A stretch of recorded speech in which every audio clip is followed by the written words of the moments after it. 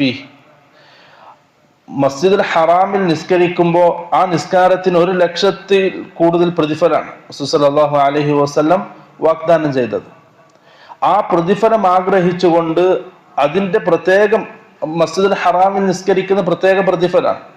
ആ പ്രതിഫലം ആഗ്രഹിച്ചുകൊണ്ട് മസ്ജിദുൽ ഹറാമിൽ നിസ്കരിക്കുക, അതിനെ തേടിക്കൊണ്ട് മസ്ജിദുൽ ഹറാമിൽ നിസ്കരിക്കുക, അതാണ് മസ്ജിദുൽ ഹറാമിന്റെ തബറുക്ക്.